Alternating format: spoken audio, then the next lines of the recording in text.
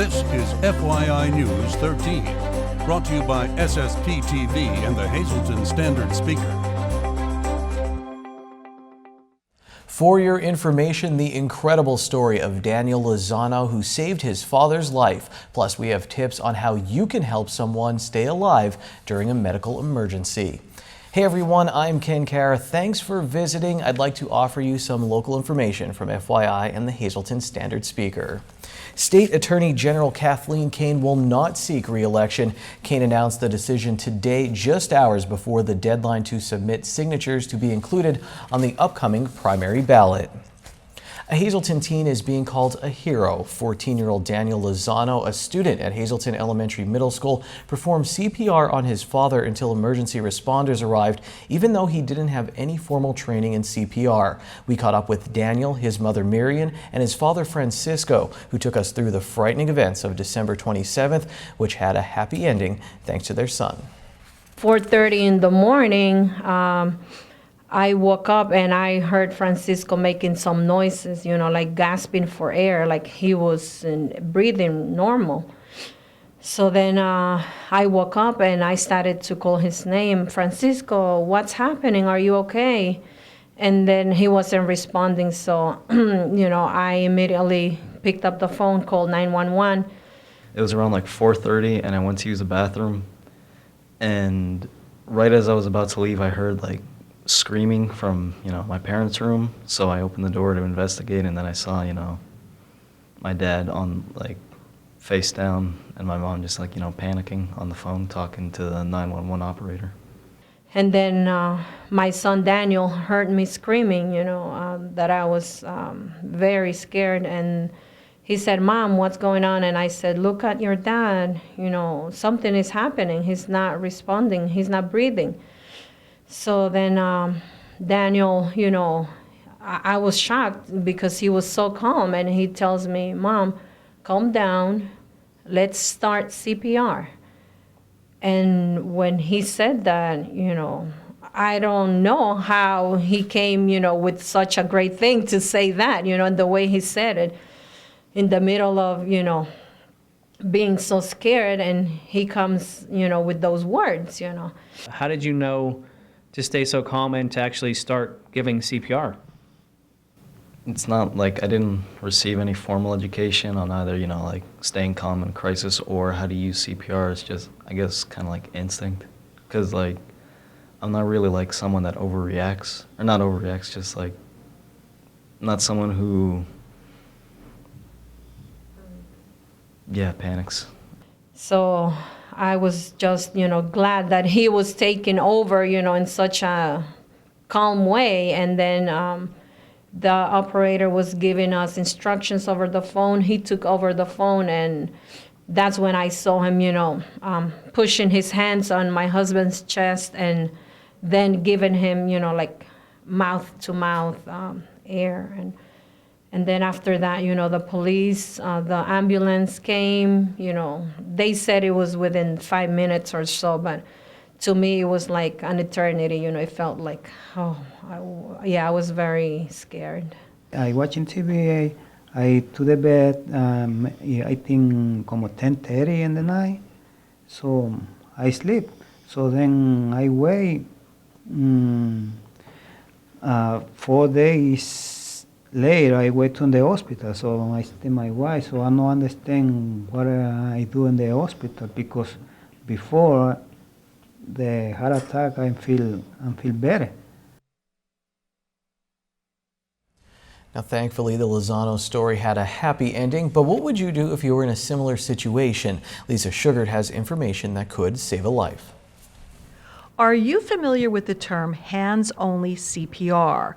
Well, if you're not, hopefully this little interview will do just that, make you familiar with it, and make you want to take part in a free class that is being offered at the Health and Wellness Center. I'm pleased to be joined by Barbara Hunsinger, who is a RN and a supervisor with the Lehigh Valley Physician Group Family Practice, and also Laura Jones, an MSRN, who is a CPR instructor as well, and with the Lehigh Valley Health Network.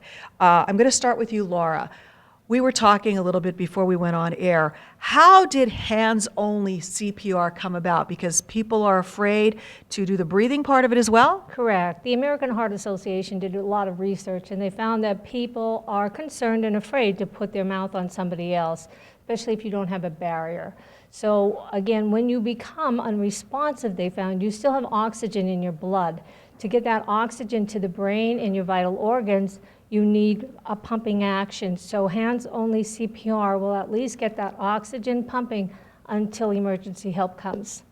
And this is crucial for many people. Barbara, you told me there are some very important statistics related to this. I did. According to the American Heart Association, about 90% of people who suffer out of hospital cardiac arrest victims will die.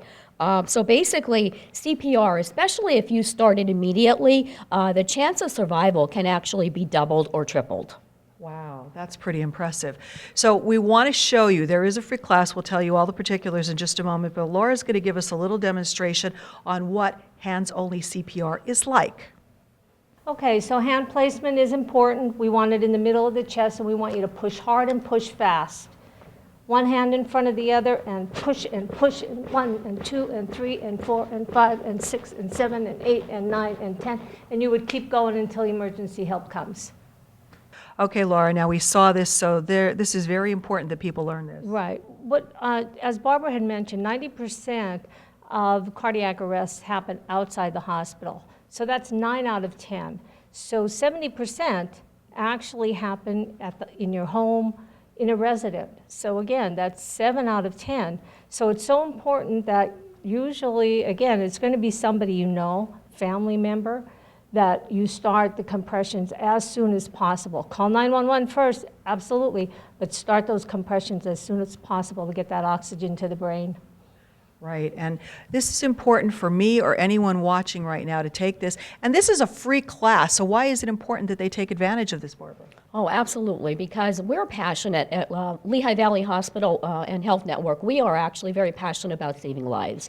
So as far as someone actually stepping up and going down and doing just hands-on CPR, just remember, most probably it is going to be someone that you care about, that you can save their life. It may be your spouse, it may be your parent, and it may be your friend. So it's very important to us. Alrighty, so you're now wondering, when is this class? So Laura, give us all the particulars. When is the class? Okay, the class is being held on a Friday, February 26th at 5:30 p.m. It's going to be at the Health and Wellness Center in the gym. We're going to have it in the aerobics room. And you call our front desk at 570-501-6600 to register. Again, there is no cost. We would ask you to please register by Wednesday before, which is the 24th, I believe. And if you have any questions, give us a call and we'll help you out with that also. All righty, vital information. If you've ever wanted to do this, now is the chance. It's free, so please call these ladies and register. You could save a life. Thank you very much, Lisa. In other news, Hazleton City Council voted last night to table a resolution proposed by Councilwoman Grace Kuzo. Her proposal would require all new city employees to live in the city or move here within 6 months. Council also authorized its solicitor to research whether or not it can impose an impact fee on materials used for mineland reclamation in the city. For more details on last night's council meeting, read Sam Galski's article at standardspeaker.com. Thousands of dollars in prizes were awarded today in the Share the Love promotion at the Laurel Mall. Our Lisa Sugart was there as the winners were announced, including the grand prize, a $500 Laurel Mall gift certificate. And the $500 grand prize winner of the Laurel Mall shopping spree is Susan Chavasel from Tresco. Way to go, Susan, a $500 shopping spree from the Laurel Mall. We're proud of you and glad. There you go. Verizon, everybody's applauding to you, Susan. We'll be in contact with you. Thank you. And thank you for the thousands of people who participated. We got a lot of entries, and we gave away over $1,000 in prizes, Lisa. So well over $1,000 in prizes. Well, you had how many? More than 24 prizes. Yes, we had, with the grand prize, 25. Wow. 25 drawings with the grand prize, and so we were ecstatic that all our stores participated, a lot of them. And it was a great promotion for the Laurel Mall and, of course, for the Hazleton area and surrounding area for the shoppers. Also, the winner of the social media package for the Socializer 1, a division of SSPTV, was Christine Kovalik from Rock Glen. Congratulations, Christine, and to all of the winners. The complete list of winners will soon be posted on the Laurel Mall's Facebook page and at thelaurelmall.com. Coming up next, FYI, it's your local forecast and midday winning lottery numbers, and please stay tuned after that because we have a story on bowling and classic video games. It's fun. We'll BRB.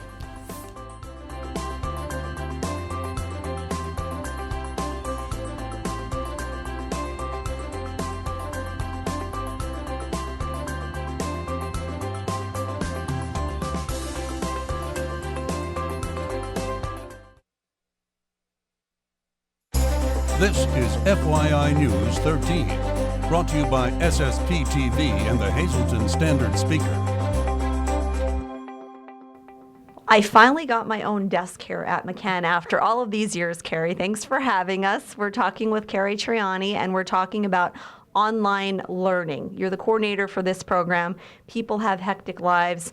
If they can't come in because they have work to do their schooling, you offer some online classes. We do. Most of the classes that we offer here, we also offer online, and it frees up time for a lot of students, makes it more flexible for students. So if they're busy, many of them have jobs, many of them have children, then they can take some online classes. Up to 49% of their courses they can take online, and it frees up time and makes it more flexible for them. College can be so overwhelming when you're looking at, you're doing, how can I afford this? Does it fit in my schedule? What career choices do I want to make? How do you help the student here with the coordinating?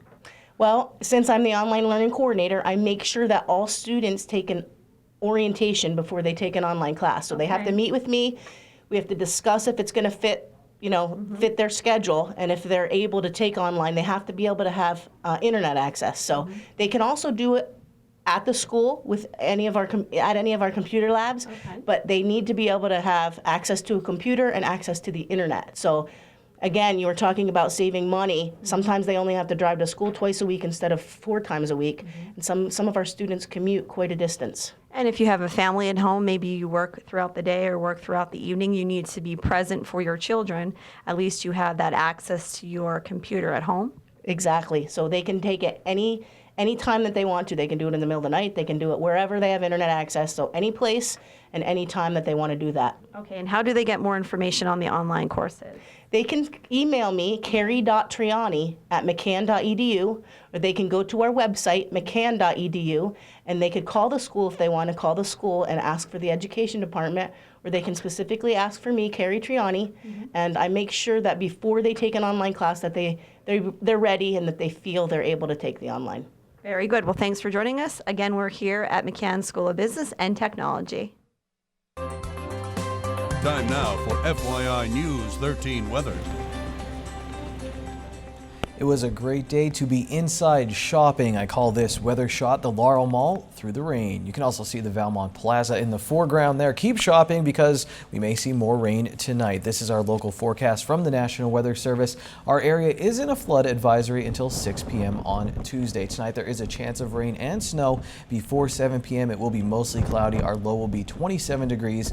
Little or no snow accumulation is expected. Here's our 4-day outlook on FYI. Wednesday, 20% chance of snow, partly sunny. We'll have a high of 33 degrees. On Wednesday night, mostly cloudy with a low of 16. Our Thursday looks sunny with a high in the upper 20s. Thursday night, partly cloudy with a low of 15. Friday is mostly cloudy with a high in the mid 30s. And then Friday night, 50% chance of rain and snow showers.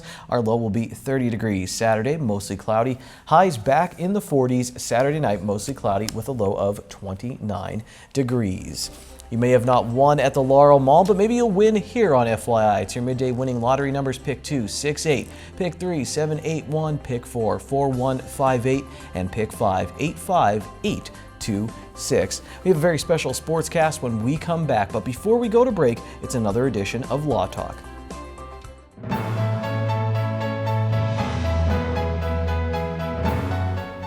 We received a viewer question, and the viewer asks, who handles the estate if there is no will? Very legitimate question. It happens quite frequently. A lot of people that we see, they be middle-aged or even kind of like myself heading into the senior category, and they don't have a will. And of course, we can't predict when we're going to die, so it's not unlikely for someone to die without a will. Well, what happens if you have property, and that property's in your name, and you haven't set forth in a will who you want to get that property? What happens to that property? How is it, in the eyes of the law, administered? Well, it's administered under the Pennsylvania Fiduciary and Estate Code. It's called intestate. Intestate means that you don't have a will. And the code also provides that someone, a family member, spouse, brother, sister, cousin, someone has to be appointed by the court to transition that property to where it belongs once you pass away. And that can only be done by what we call a citation. And that citation has to be brought to the Register of Wills. The person seeking to administer the estate has to ask the Register of Wills to appoint them as the administrator of the estate. And they have to give notice of that meeting with the Register of Wills to other relatives, creditors, who may have a right under the fiduciary code to be administered and administer the estate. More often than not, it's a relative. More often than not, nobody objects.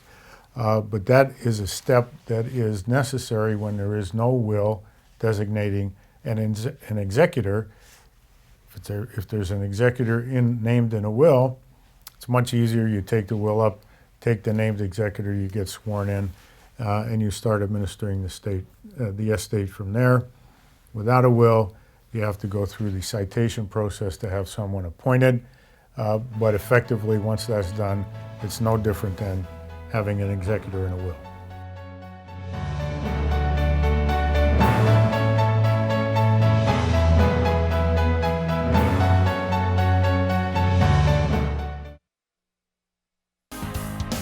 This is FYI News 13 Sports.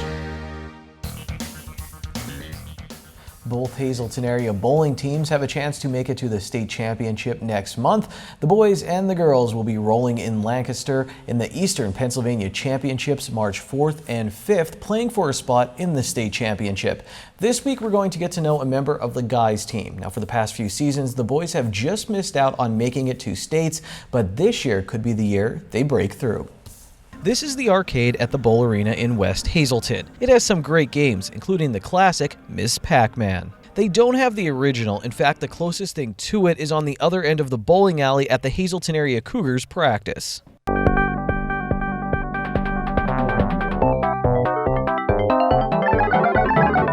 This is Tyler Herbinko, aka Binky because of his last name, aka Blinky, aka Pac-Man because, well, let's let his coach explain.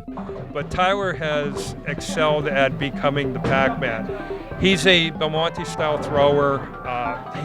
When he's on track, he destroys the rack. Just like if you remember the little video game. We call him Binky, we nicknamed him Blinky. There's all different names that come out. But he's a very, very astute bowler, and we're glad he's part of this organization. Blinky is actually the leader of the Ghosts in Pac-Man. He's the red bad guy. If you're still a little lost, don't worry. It took Herbinko a little bit to understand as well. Coach said he calls you Blinky or Pac-Man as well, I believe. When he first told you these Atari game references, did you know what he was talking about? What was your reaction? I really didn't know what he was talking about at first. And I can't explain him. He's nuts.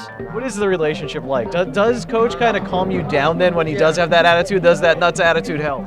Yeah, it helps a lot, and we bond together and we laugh together, and we have a great time when we're bowling. Herbinko has helped add some depth to the Cougars this season, but first he needed some help getting his game back on track. I started bowling when I was about 8, and I kind of stopped when I was 11, and I got back into it this year.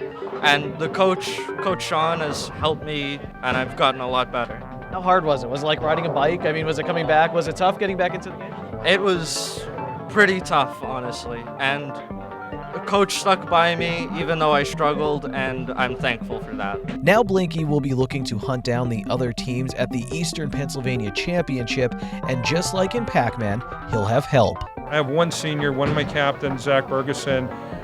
true leader of this team, has helped tremendous to build this program up on the boys' side, along with his co-captain, Brandon Updike. You look anywhere in this area as far as junior programs, they're the number 1 and 2 slots everywhere. The Cougars are hoping when all is said and done, they've put up the highest score.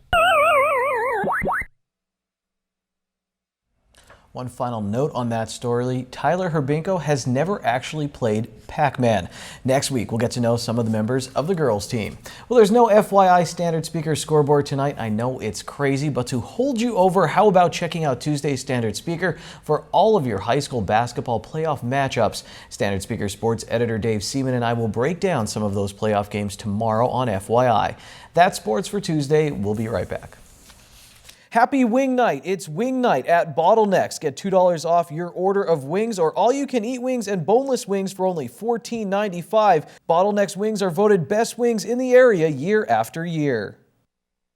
Hey golfers, have we got the perfect vacation spot for you? Myrtle Beach. Signature Golf Packages builds and reserves the finest and most reasonably priced Myrtle Beach vacations. From scheduling your golf tee times to making your hotel accommodations. Oceanfront to golf course villas. Mark Passon, a Hazleton native, has been doing this for 10 years. Expect excellent customer service, local knowledge of all the courses, and the best golf vacation of a lifetime. Call now to learn all of the specials that Signature Golf Packages can offer you or your group. 866-462-9885 or book now at signaturegolfpackages.com. Good evening, everyone, and here's tonight's Talk of the Town report. First tonight, the 38th Annual American Cancer Society Greater Hazleton Unit Telethon will be held February 27th from 11 a.m. to 11 p.m. at the Health and Wellness Center.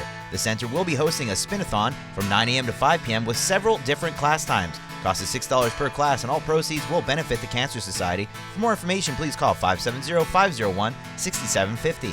And finally, the Ashland American Legion Post 434 will be conducting its annual golf outing to benefit the post.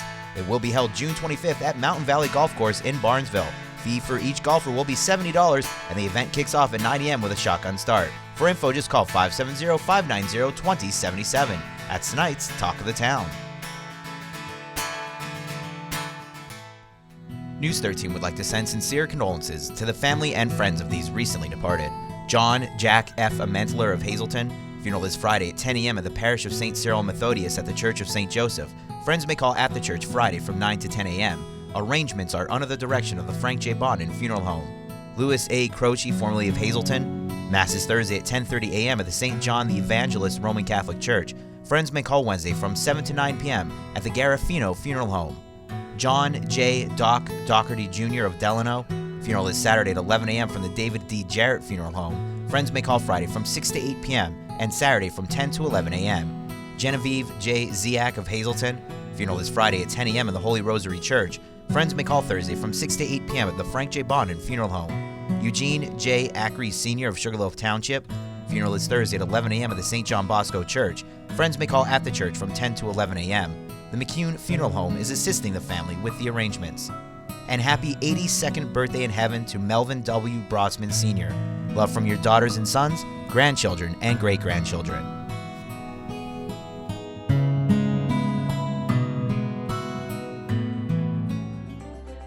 Well, I've spent all day playing Pac-Man and trying to figure out how many sweet onion chicken teriyaki footlong sandwiches I could get with a $500 Laurel Mall gift card. Still haven't got that answer. So I'll go work on that. We'll see you back here again tomorrow. Take it easy, everyone.